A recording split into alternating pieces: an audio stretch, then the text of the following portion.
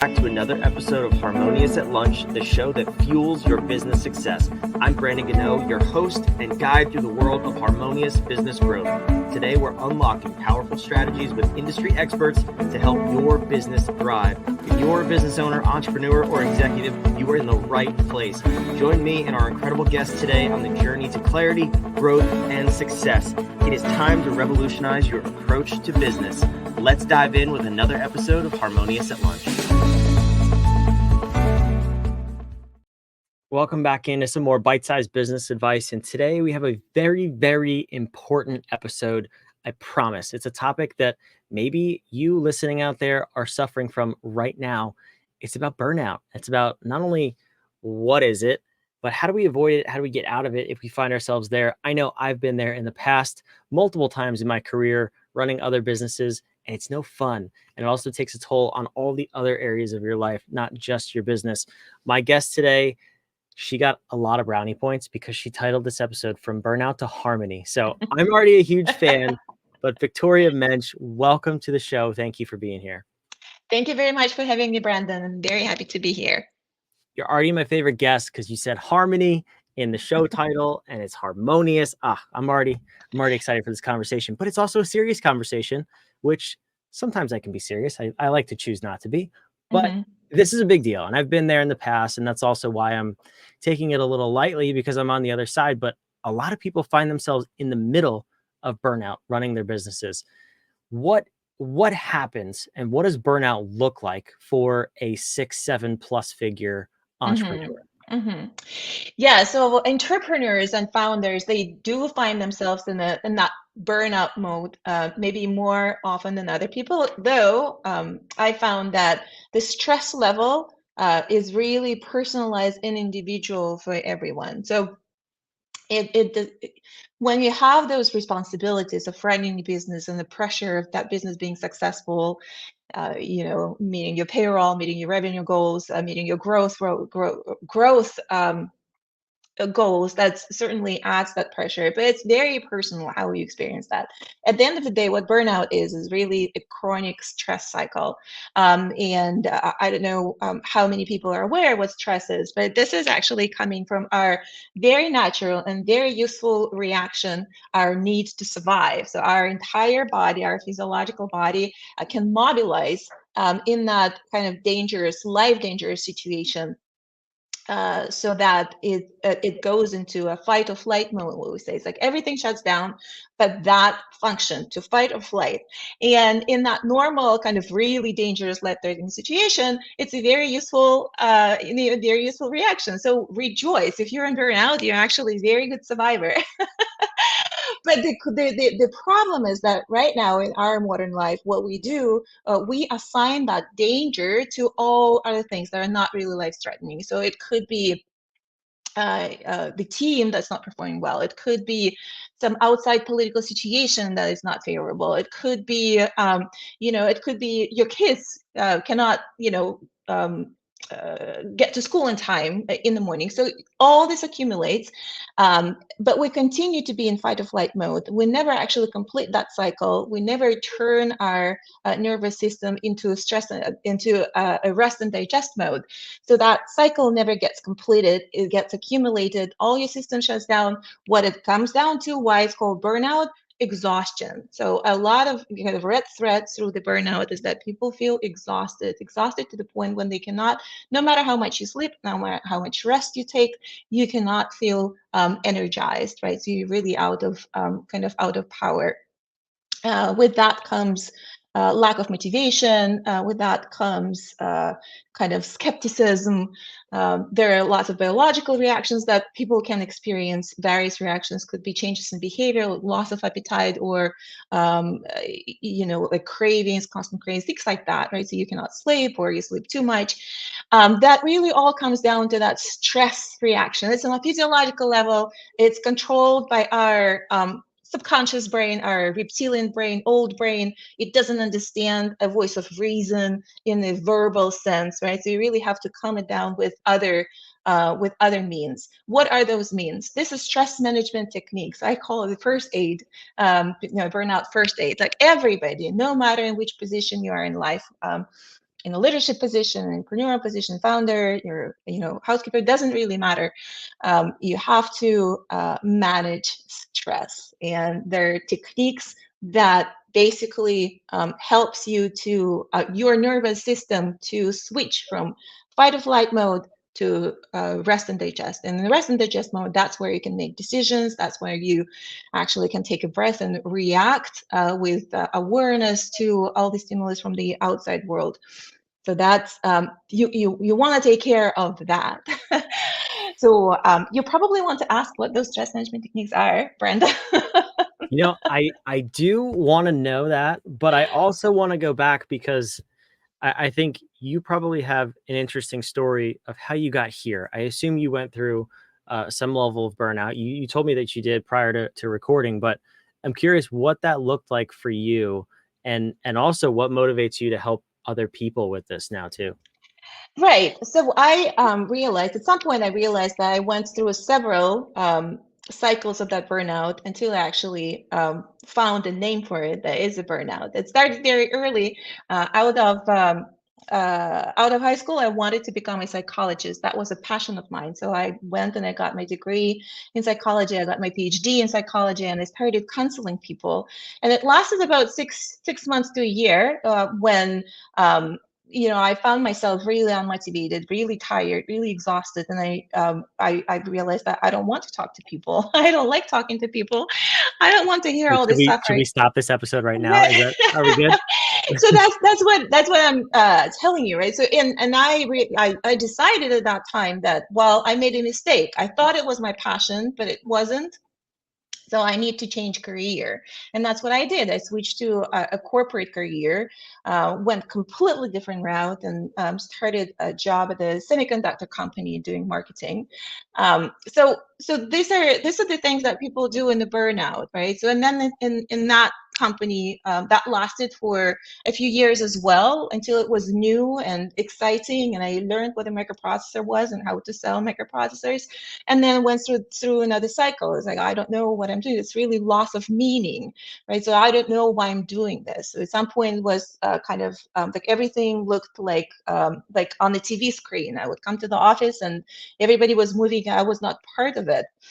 So it's like, well, okay, I made another mistake. I chose the career that I did not like. So I did another pivot and started a new career and so on and so forth, until I realized that it's actually not a career, not a job that was the root of the problem.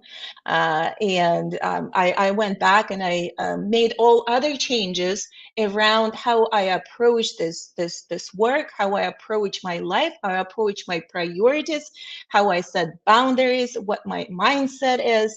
And that helped to create that sense of harmony and resilience, that no matter what's happening in the outside world, no matter what life throws at me, I know that I can create my internal mindset, my internal state that will help me to manage whatever challenges there are. And that's the harmonious state. The happiness is a very interesting element of that. Everyone wants to be happy.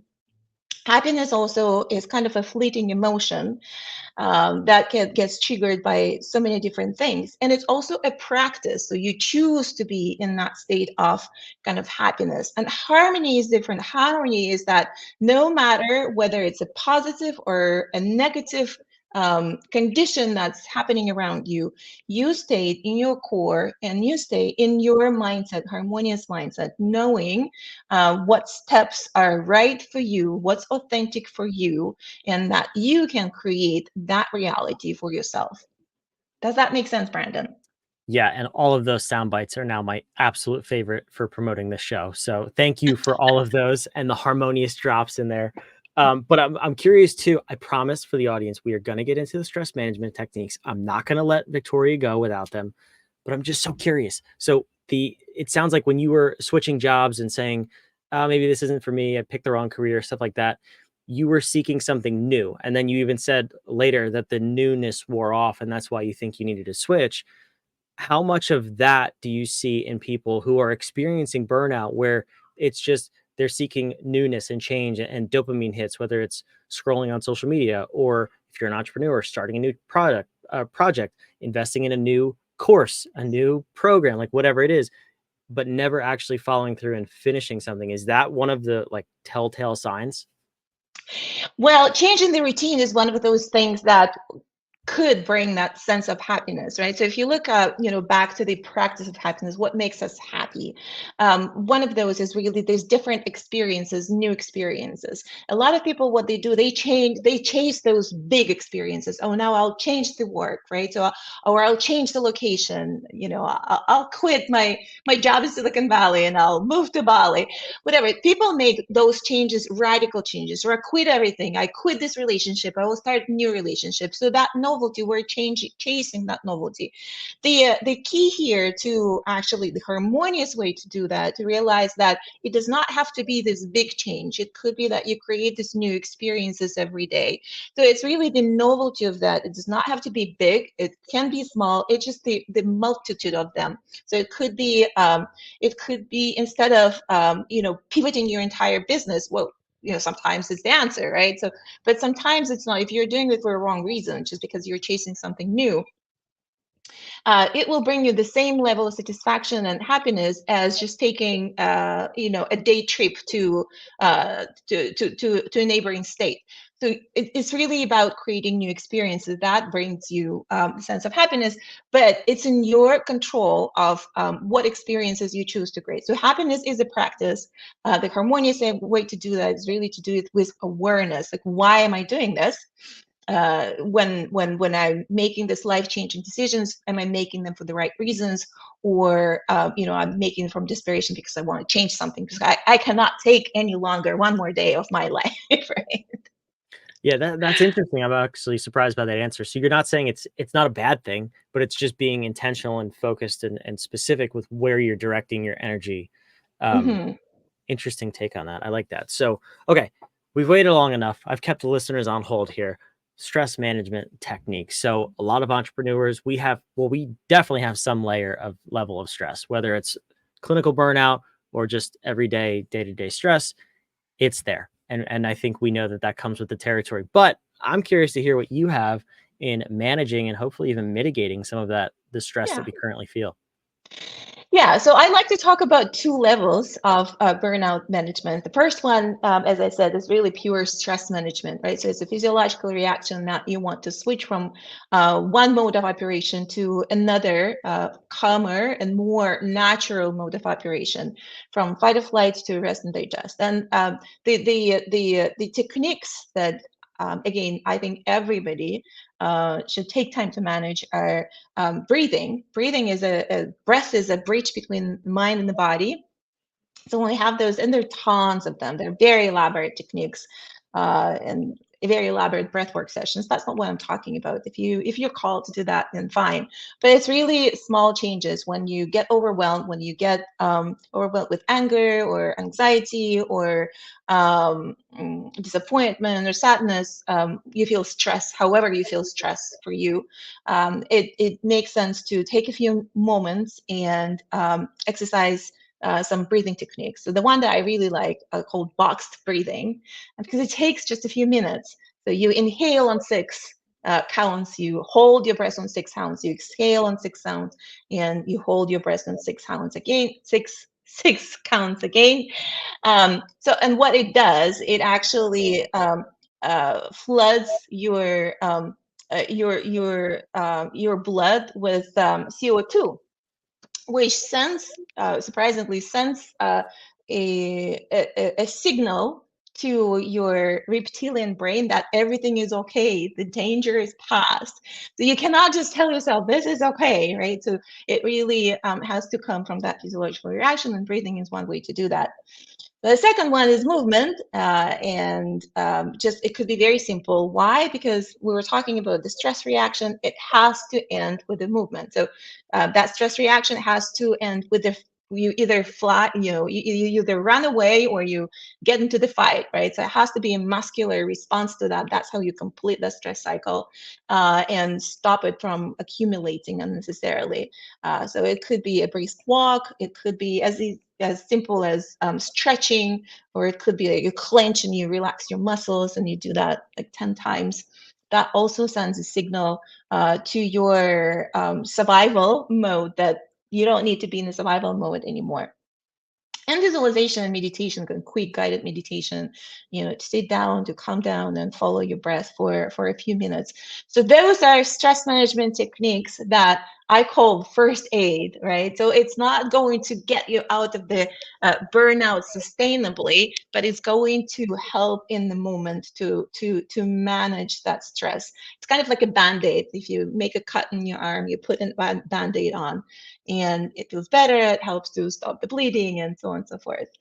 And then I like to talk in the most work that I do with my groups and my mentorship program is on that second level of a burnout, the sustainably to get out of the burnout mode into that harmonious environment, harmonious state.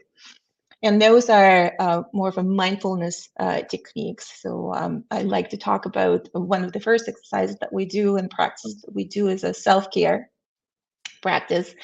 So it looks like that. You sit down and you write down a list of things that you like to do. Just for the joy of it, for nothing else but the joy of it.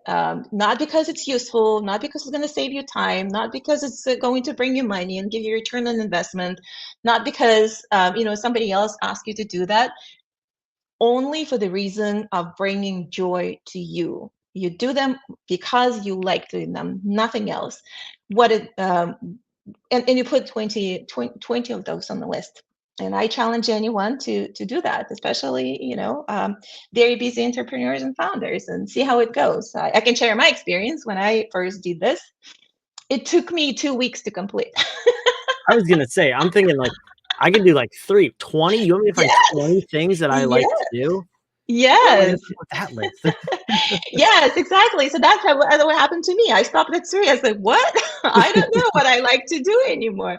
How did that happen? Right. So like I forgot what it is that I like to do. So I deprioritize my joy completely.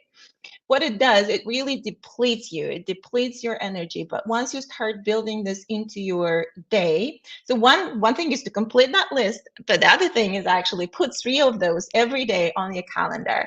And we, as entrepreneurs and founders and high achievers, we live and die by our calendar. If it's not in the calendar, it doesn't exist. So it's a very important step to put it in the calendar. Now that list can be really it could be elaborate. I want to take, I don't know, 3 months vacation, right? That's okay, put it on the list, but add smaller things as well. Like I like to sit on my balcony under the sun for 5 minutes and read a book or listen Harmonious at Lunch podcast, right? That's a So good one. That should be on every single list, Victoria. Yes. so it's like that. So when people, because the first thing people say, like, well, I'm already overwhelmed, I don't have time, and you want me to do what?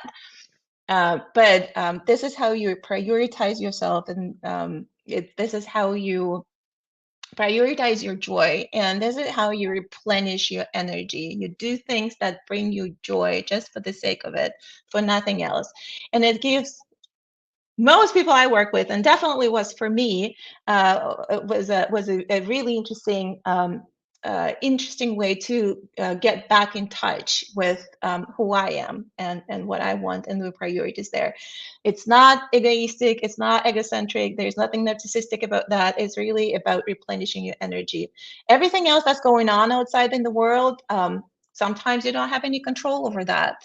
Some new regulation came in, and what can you do? You can only adapt, right? But your self-care is entirely in your control, and that's the empowerment piece there, that you are in control, you are in power, and that's how you take control of your life and your state, and you bring harmony. So that's the first one. Second one that follows very quickly with that one is gratitude, and we talk a lot about that gratitude. What it is at the end of the day is you train yourself to notice the things you like instead of the things you don't like. And that's very powerful as well, because that's what we're talking about internally, right? So it's within your power what you know it is. When where attention goes, where the mind goes, the attention goes, and the life goes. So you actually train yourself to know it is that. Let's see, you have an employee who is consistently not, well, maybe that's not the best one, but consistently missing deadlines, right? So there's one way is to continue complaining about that. Another way is actually, notice what it is that he consistently does well and be grateful for that and express that gratitude to that person as well. To be very intentional about that. And it is a muscle, it is a practice. So that's what I want to emphasize at the end of the day. So the happiness, the harmony is not a snapshot in time, it is a practice. That's how you practice to approach your life. You prioritize yourself, your joy, your uniqueness, your talents, your gifts, and their value for everyone else, including yourself. You become grateful and notice things you like instead of things you don't like. And then next step, you actually relinquish unnecessary control. So a lot of entrepreneurs, a lot of founders, a lot of people in those leadership positions, we really want to run a tight ship, and a lot of that control is unnecessary control. So that's why your boundaries suffer. That's why your time management suffers. That I want things to be done this way and no other way, and only I can do them the best way they can be done, and there's no other way. So that the control that you want to be very aware of, and your practices, how to relinquish that, how to start delegating in a smart way, and free up that space and that energy and that time to do things that's really bringing value, right? So instead of running around and micromanaging everyone and doing all those little things, what is the value that I can contribute? Where is the biggest contribution that I can make?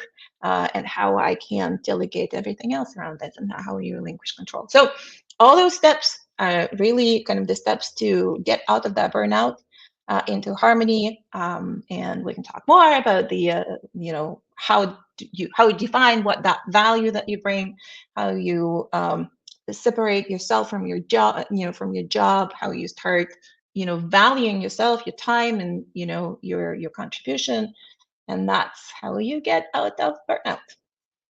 I love it. I mean, you can clearly see how all of that stacks up to create a meaningful change, and that's really what you want. And even from the you called it the band-aid fixes, with the breathing and movement, activity, stuff like that. I would encourage you listening to just before you even do any of that, like think about it. When was the last time you did any of those things? Could you, like we just said, make a list of 20 things that you like doing on the spot, or would that be a challenge? And that might be insightful for you where you are with your burnout journey, we'll call it. You might be closer to burnout than you think. And from my own personal experience, it snuck up on me. I don't want to see it sneak up on you. And that's, I was telling Victoria before we started recording, that's the point of this whole show. Because of that journey that I went through, I wanted to create a show, a podcast where we could hear multiple perspectives on building the whole person, the whole entrepreneur, not just business. If your business fails, your life goes on. If your life fails, your business stops. So make sure you prioritize the right things. Victoria, this is fantastic. We are out of time. I wish we could keep talking, but the listeners can keep learning about you. Where should they go to learn about you, what you have going on, and more of your burnout tips? Yes, Brandon. So there are two ways to get in touch. First, on LinkedIn. I'm on LinkedIn. This is my main channel, so you can book a call with me. We can talk more about burnout. I'm happy to share more tips and tips. I do have an academy, Silicon Valley Executive Academy, where we do corporate programs about leadership and all that. As a part of that, we actually do retreats. So there's an upcoming retreat that's specifically to look at what is it that's beyond success. So if you want to accelerate that journey from burnout to harmony, take a week out of your time, come to Bali at the end of October, and go and learn these practices. Set the goals, reset, reignite, rejuvenate, and take yourself to a new level in just 7 days. I don't know, Victoria. Bali for 7 days in October. It sounds just miserable, right? Am I right? Yeah, well, It sounds it's amazing. magical. I know it's magical. Bali itself is magical. The reason I want to do it in Bali is like 25% of that acceleration is already there just by the, virtue of being in that place. It does sound magical. I'm jealous. I'm gonna go click on the link. I don't know about you listening, but that's just what I'm gonna do. So, Victoria, thank you for this. It's been amazing, and it's such an important conversation. I'm glad we were able to have it, and hopefully, you listening, it helped you just a little bit. But Victoria, thank you for your time. Thank you for being here. Thank you, Brandon. For those of you watching, listening, all the details, everything Victoria just said, are down below in the show notes, wherever you are. And also make sure you subscribe. We want to have you back. Make sure you keep listening to Harmonious at Lunch. We love putting out episodes 5 days a week because we're a little crazy, but mostly passionate about helping you build a harmonious business and life. So we'll see you on tomorrow's episode. Thanks for being here.